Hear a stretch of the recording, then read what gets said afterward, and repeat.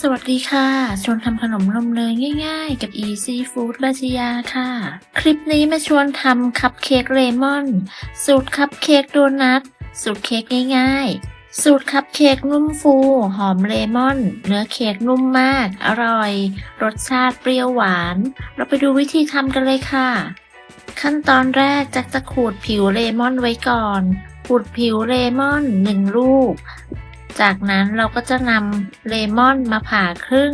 แล้วก็นำไปคั้นเอาแต่น้ำก่อนจะนำมาขูดผิวก็อย่าลืมล้างทำความสะอาดให้สะอาดด้วยนะคะจากนั้นเราก็จะมาคั้นน้ำเลมอนจะใช้น้ำเลมอนประมาณ3 ลูกเสร็จแล้วพักน้ำเลมอนไว้ก่อน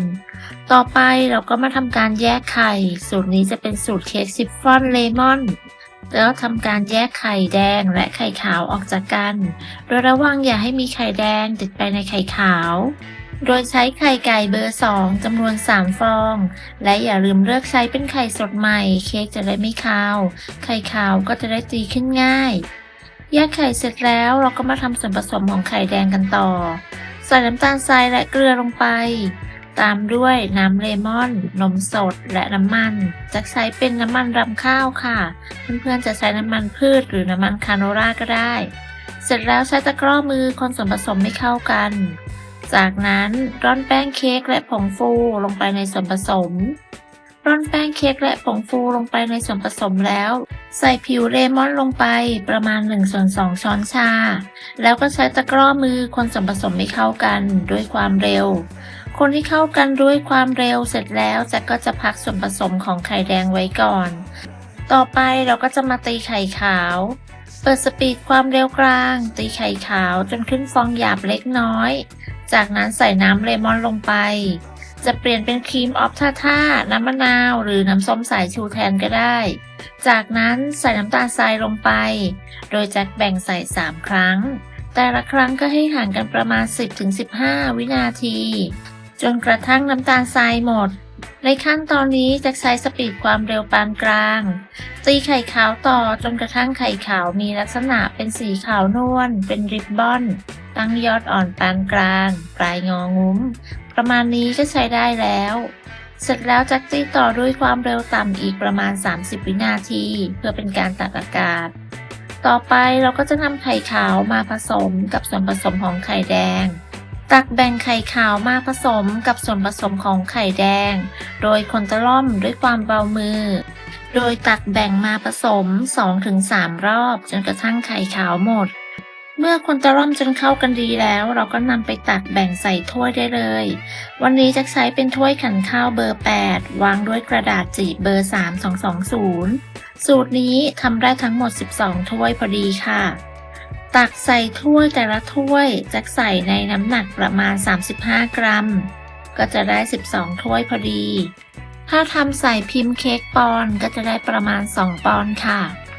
ใส่จนครบทุกถ้วยแล้วเราก็จะนำเข้าอบทันทีก่อนนำเข้าอบอย่าลืมขอบเบาๆเพื่อไล่อากาศอบที่อุณหภูมิ170 องศาไฟบนล่างไม่เปิดพัดลมใช้เวลาอยู่ที่ประมาณ 17-18 นาที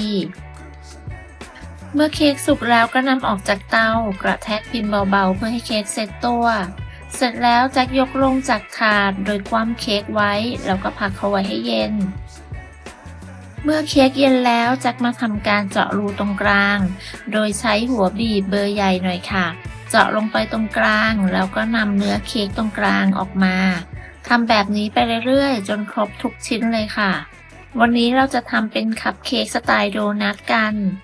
พื้นที่ตรงกลางที่เจาะออกเดี๋ยวแจ็คจะใส่ด้วยเลมอนเคิร์ดค่ะเจาะตรงกลางเสร็จแล้วก็พักเค้กไว้ก่อนต่อไปเรามาทำเลมอนเคิร์ดใส่ไข่ลงไป1 ฟองแจ็คใส่เป็นไข่ไก่เบอร์2ค่ะตีไข่ไก่ให้แตกกระจายเสร็จแล้วใส่น้ำตาลทรายลงไปตามด้วยน้ำเลมอนและผิวเลมอน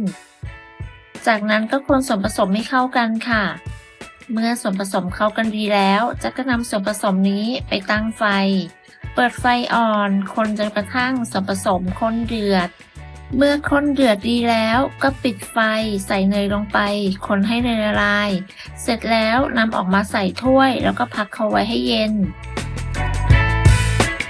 ต่อไปเรามาทำเลมอนเกรสใส่น้ำเลมอนลงไปในน้ำตาลไอซิ่งคนให้ละลายเข้ากันดี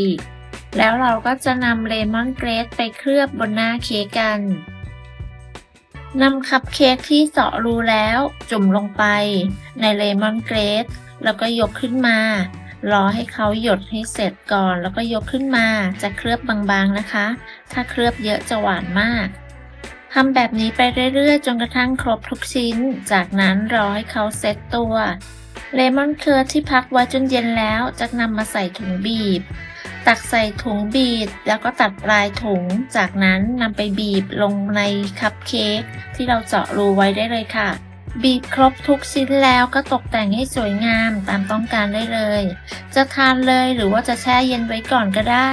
เนื้อเค้กนุ่มมากสูตรเค้กซิฟฟ่อนแช่เย็นไว้ก็เนื้อไม่แข็งค่ะยังอ่อนนุ่มเหมือนเดิมใครชอบเค้กเลมอนลองทำคัพเค้กโดนัทคัพเค้กเลมอนสูตรนี้กันดูเนื้อเค้กนุ่มอร่อย